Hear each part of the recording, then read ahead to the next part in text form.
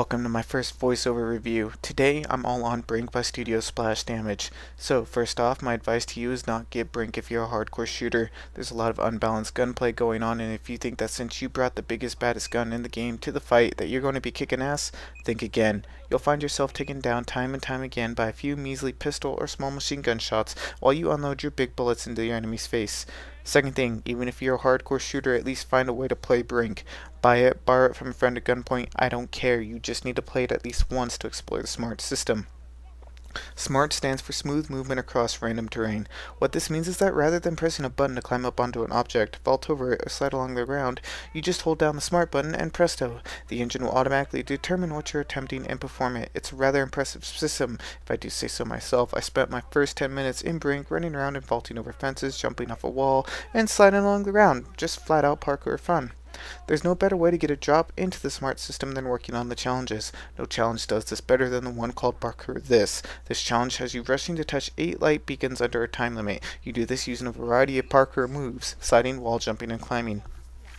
The challenges are fun and interesting, but an actual challenge on some later levels if you don't know what you're doing. The first 2 levels of challenges unlock things to use in your weapon customization, some of which are pretty cool, not to mention that you get XP for doing so. This XP is used to level up your character and unlock more things to tweak in your appearance. It's also used to balance your matchmaking whenever you hop into BRINK's story. Speaking of, I won't go into detail, but to put it simply, BRINK's story feels a little bare bone to me. There's only a handful of missions on each side to do, and they all take place in the same area. Just whatever you're doing on one end, you do the opposite on the other, defending as security, attacking as resistance, and vice versa. In all, I spent about maybe 5 hours on the security side of BRINK's story, and found myself enjoying moving and shooting, but not really caring about what else was going on. This leads me to my next point. Another big factor in my view is the BRINK AI. When playing by yourself, both sides are automatically filled by computer-controlled bots. This is all fine and dandy until they start alternating how they play. On one particular mission, I experienced a drastic change in the way the AI acted. I had to hack a console, crack a safe, and deliver intel to my starting point. I did the first 2 great, kicked ass, got everything done. Then on the third thing, I noticed that the run to the drop-off point was rather easy. Then I reached the third drop-off point. It was at this point that I realized the enemy AI had jumped about 2 minutes ahead of me and beat me to the drop-off point before I even knew where I was going. I was met with a hell of gunfire and failed the mission, because every time we grabbed the intel, they already were swarming the drop point and we couldn't take it back. Now, while this is a smart move normally, the fact that my computer allies didn't back me up left me with a little bit of a sore feeling, but I figured I would just be better prepared next time. Next time I started the mission, I couldn't even hack the console. The enemy AI had formed a death net around the console, and none of my AI teammates could get through. When I started BRINK the next day, however, the enemy AI apparently had enough, as I breezed through the rest of the campaign with no problem whatsoever. BRINK has its own game. It has a very good sound design and a way good out there visual design.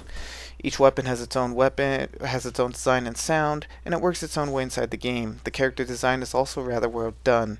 They do have a little bit of a stretched look, but it fits the characters and it fits BRINK. Another one of my bugs is how the class system is laid out. When I first found out that there would be 4 classes and each one could be classified by what body type you had, heavy, medium, or light, I thought, okay, this will be cool. After playing the game, I'm not as excited anymore. The classes don't have much of a difference between them except for objective-specific things. Soldiers to blow stuff up, operatives to hack things, engineers to build things, and medics to heal the team. Once inside a mission, you decide what you're going to do by bringing up this little objective wheel. Now, while this is cool, my problem is that your objective is not always clear. I was playing as the resistance at one point and thought that the goal was to guard this pillar from attack until the mission ran out, only to find out when I lost the mission at the end that I should have been a soldier to blow up the pillar.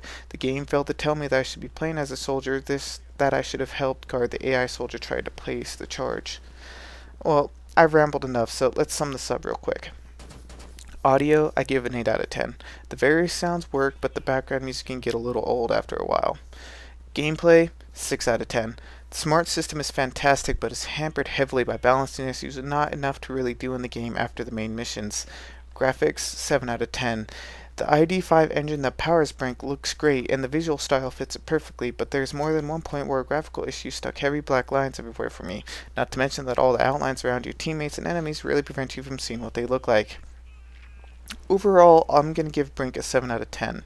BRINK is a great game and is trying something new. I look forward to seeing SMART in other games, but otherwise the charm vanishes quickly. Maybe DLC will help breathe more life into the game, but only time will tell. I hope you enjoyed this, and leave your thoughts. Maybe I'll do more video reviews later. Thanks for watching.